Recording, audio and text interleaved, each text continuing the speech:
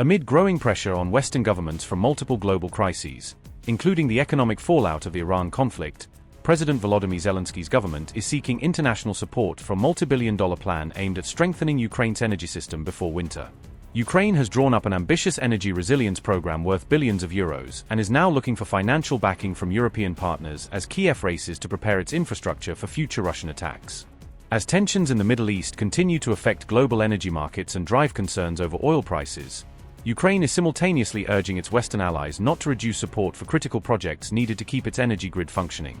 Kyiv has repeatedly warned that the winter of 2026 could prove especially challenging if Russia renews large-scale strikes on energy infrastructure, and officials are using that concern to make the case for continued European assistance as US support becomes less certain.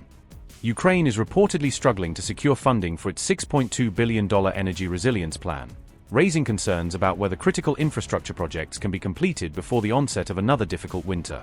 Kyiv is racing against time to strengthen its energy grid and protect essential services as officials prepare for the possibility of renewed Russian strikes on power infrastructure during the colder months. The funding challenges facing Ukraine's energy sector were highlighted in a report published by the Kyiv Independent on June 10, citing officials and sources involved in the planning process.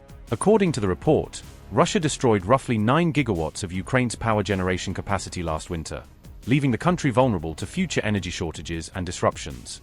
Ukraine is now pushing ahead with backup power projects and emergency energy measures as key winter preparedness deadlines continue to draw closer.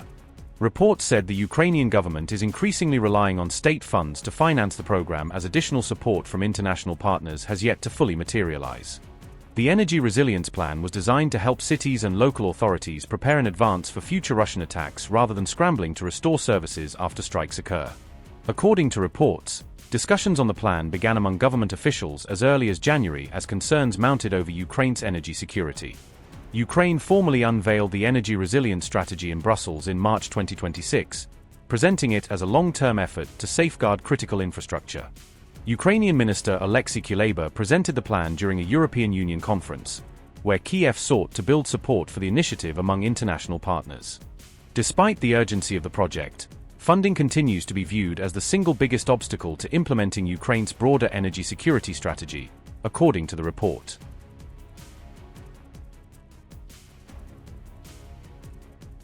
The European Union has already provided around €3 billion in energy assistance to Ukraine since the start of Russia's full-scale invasion, according to a report cited by the Kyiv Independent.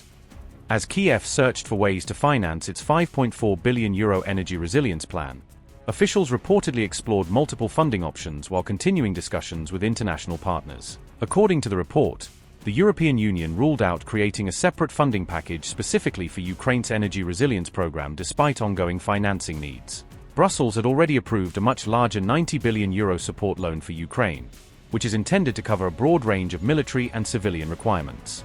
Reports said Kyiv examined the possibility of using part of that €90 billion European support package to help finance key elements of the energy resilience plan. Ukrainian officials reportedly weighed whether funds from the broader EU loan program could be redirected toward projects aimed at strengthening energy security and winter preparedness. An EU source told the Kyiv Independent that a dedicated new energy funding package was not currently being considered, despite Ukraine's continuing search for additional financial support.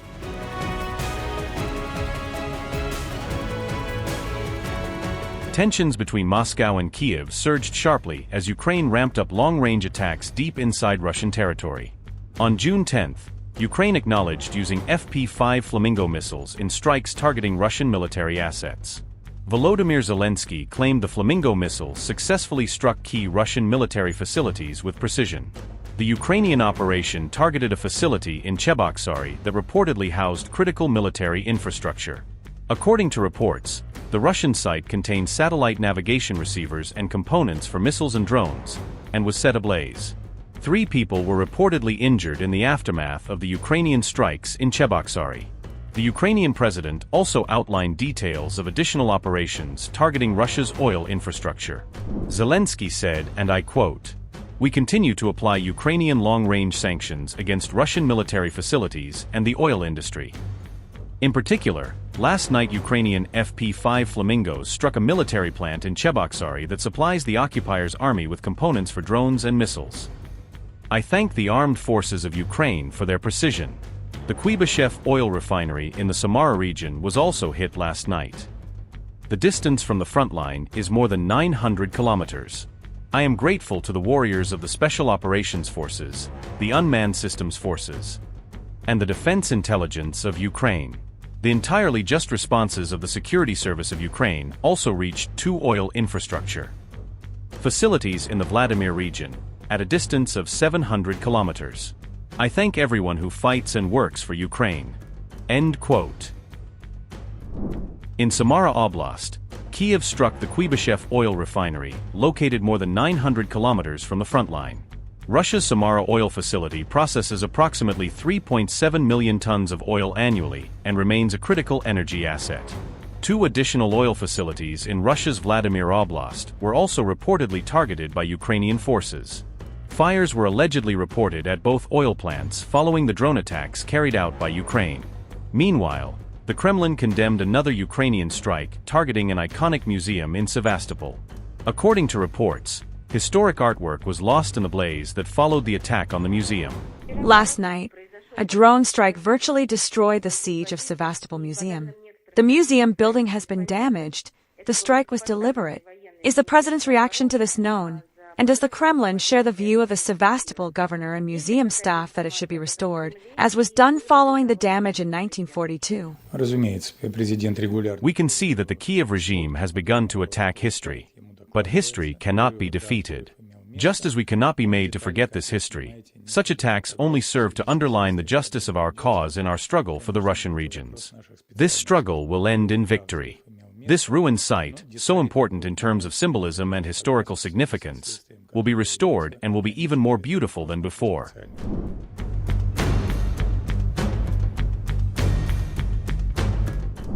Russia now appears firmly on a war path after Ukraine's repeated strikes against critical energy infrastructure.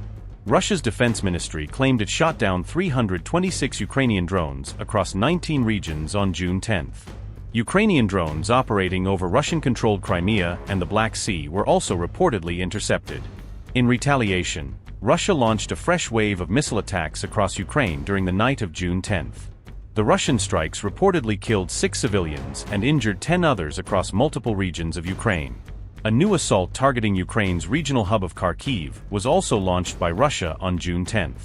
Russia additionally unleashed 207 drones against Ukraine, striking 14 locations in a sweeping retaliatory operation.